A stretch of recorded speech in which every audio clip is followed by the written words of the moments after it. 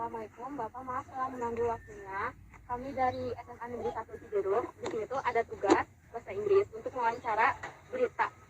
Ya, berita. Dan kami milih Pondok Mas Eko ini karena kebetulan pernah masuk berita ya. Ada CBM di Binang. CBM-nya sama di apa namanya itu? Satu lagi lupa saya malah. Ya, memang ada 3 media ya kalau nggak salah yang sudah meliput di Pondok Mas Eko ini. Oh, aspirasi rakyat. Kom ya kalau nggak salah. Newscom sama CBM News. Satu lagi dari lupa saya. Banyak juga Pak ya. Banyak. Oh ya Pak, sebelumnya kita perkenalan dulu ya. Nama saya Zahra. Aku Zofia Febrianti. Aku Santi Febrianti. Aku Salsabila. Oh maaf Bapak dengan siapa? Saya dengan Pak Eko, dan kebetulan owner di sini di Pondok Mas Eko. Jadi kita mau tanya Pak, sebenarnya ini tuh apa? Apa yang diusahakan? Jadi Usaha apa? kita belajar dari bakso. Dalam arti memang kita dari Solo.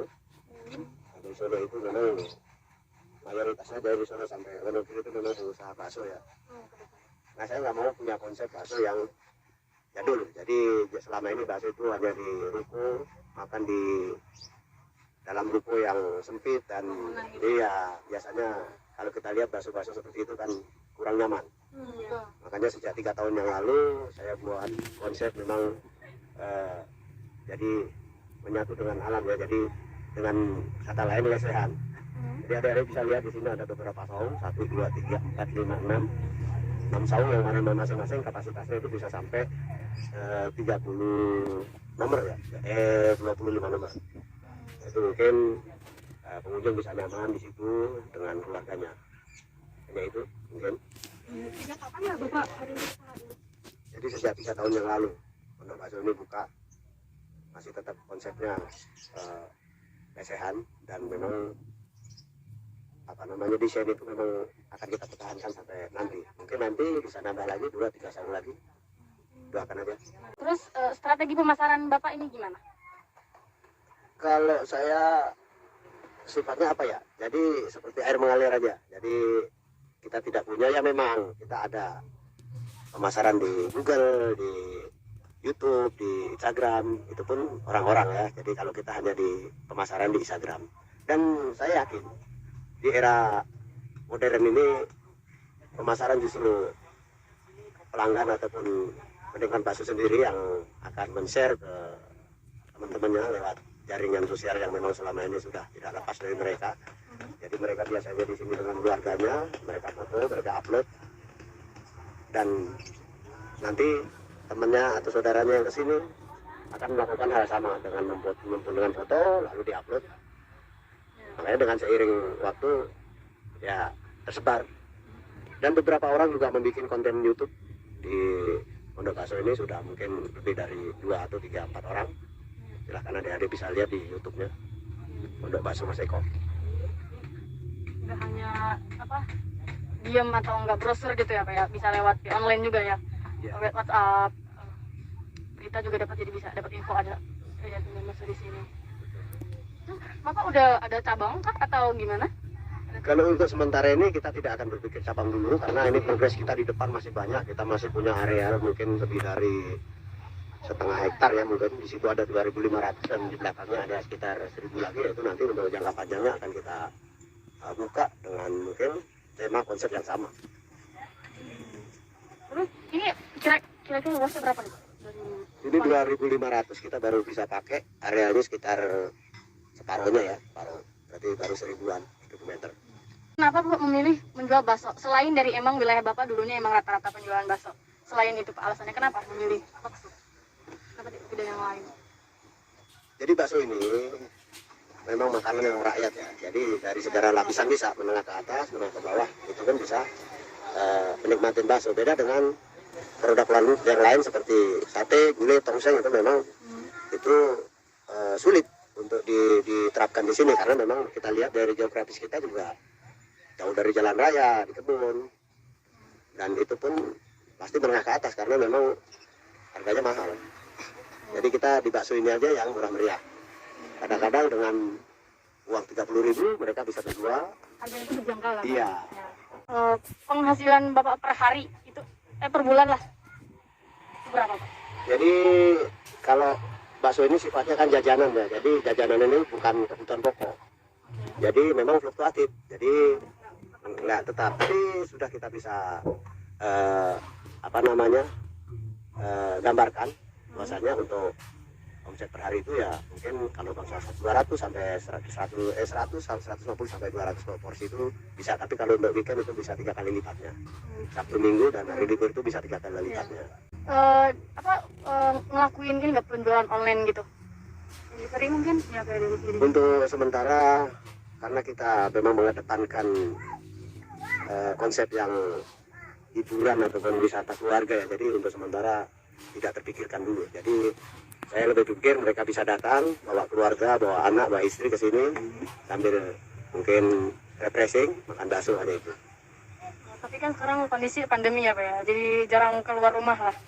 Memang ya, pandemi ini dampaknya luar biasa ya, termasuk kita ini memang kena dampak. Jadi sejak mungkin pandemi kan 2 tahun, jadi yang tahun pertama itu memang tidak begitu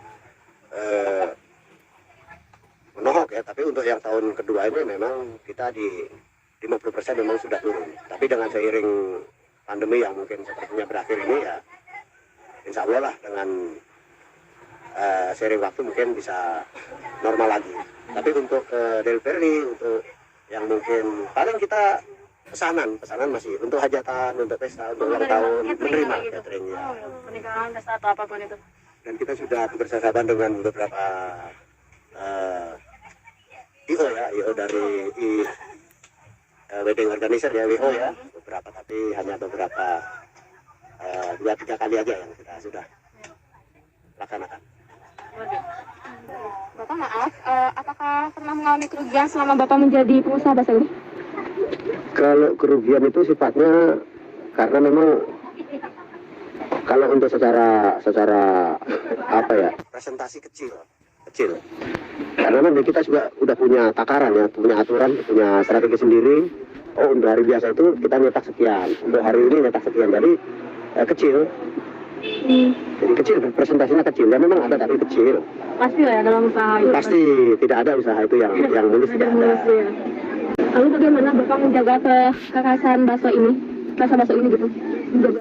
Ya karena kita punya konsep sendiri, kita punya cita rasa sendiri, ya kita harus ya jaga terus. Kita jaga mutu, kualitas itu kita jaga terus. Jadi jangan sampai kita mungkin berpikir belok sedikit, nggak boleh. Kalau orang usaha ya harus konsisten. Kalau memang daging sekian, bumbunya sekian, itu harus konsisten. Jadi untuk menjaga cita rasa bakso itu sendiri. Terus Pak, kita lihat di sana tuh ada berbagai macam bunga, bermacam-macam bunga. Nah itu tuh punya Bapak atau apa gimana? Ya itu termasuk dari strategi kita ya, strategi kita dalam arti saya mau jadikan Pondok Bakso Mas Eko ini sebagai tempat bermain dan belajar. Tentunya di situ nanti ada tempat-tempat edukasi. Bahkan itu kita sudah punya greenhouse, jadi yang berisi bunga-bunga. Nah, nanti itu bisa dibeli oleh pengunjung. Oh, diperjualbelikan. Diperjualbelikan. Dan nanti mungkin 2-3 bulan lagi itu kita akan buka lagi untuk wahana mungkin seperti ngasih makan kelinci, ngasih makan ayam, ngasih makan burung, dan juga mungkin nanti kita juga menunggu beberapa investor yang mau bergabung, mungkin dia menyediakan wahana untuk permainan anak, entah itu kereta-keretaan ataupun trampolin ataupun mandi.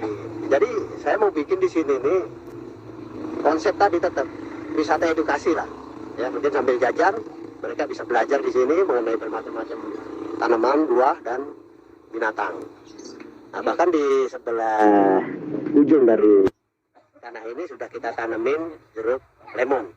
Jadi nanti pengunjung bisa beli dengan memetik sendiri gitu. Iya itu. Jadi tidak hanya untuk mengenyangkan perut saja, tapi menyenangkan diri juga Betul. sendiri. Iya, untuk persiapan lahan tanah gitu ya Pak ya. Ya, kebetulan kita ini dulu kebun ya, dulu di kebun labu siam, lalu seiring waktu saya rubah dengan landscape yang memang apa ya, sesuai dengan karakter saya sendiri. Saung-saung sendiri itu nggak lepas dari pertamanan yang menunjang juga. Makanya kalau ada yang lihat ini kan landscape-nya tertata rapi, bunganya tertata rapi, gitu. Tapi ini warung bapak dikelola sendiri oleh bapak apa ada keluarga lain yang ikutan atau ada atasannya lagi atau emang bapak? Kebetulan kita jadi family, jadi dari istri, dari suami, anak ikut juga. Tapi Kalau sendiri apa ya? bisa sendiri.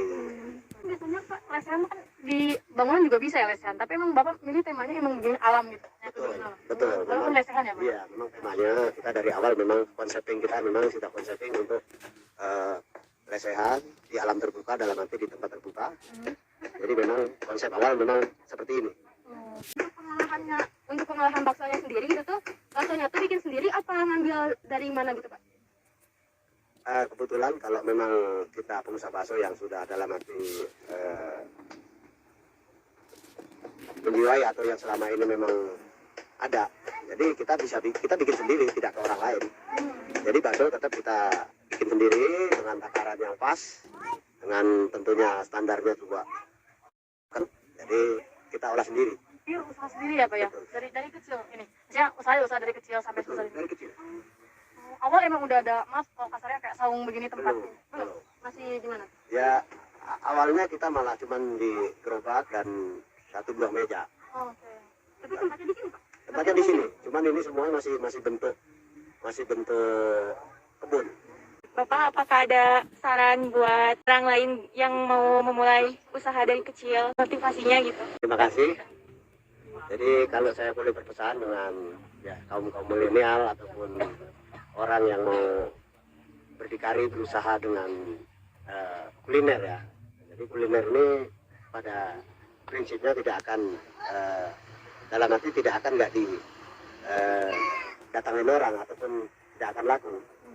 Yang penting kita masih punya tadi sifat-sifat yang memang dibutuhkan di dunia kuliner itu sendiri, seperti mungkin dengan cita rasa yang beda, dengan mungkin tempat ataupun harga. Jadi silakan siapa saja yang mau berusaha, entah itu bakso, soto apa, tapi tetap harus giat, bulat dan tangguh. Hanya itu kuncinya sebetulnya. Jadi usaha kuliner itu dibutuhkan jiwa-jiwa yang tangguh, bulat dan tentunya yakin. Terima kasih Pak atas waktunya. Kami senang sekali bisa datang ke sini. Udahnya seger juga kan enak, jadi kita mengunjungi juga. Ya. Terima kasih Pak atas waktunya. Mohon maaf jika ada kata-kata yang tidak enak didengar Bapak. Terima kasih juga kepada adik-adik dari SMA Cijeruk ya yang telah sudi mampir di sini di Pondok Bakso Mas Eko. Jadi hanya itu yang bisa saya sampaikan. Dan juga silahkan kalian semua nanti kalau mau berusaha silahkan, tentunya dengan tadi keyakinan, kerja keras dan kesuksesan pasti akan mengikuti.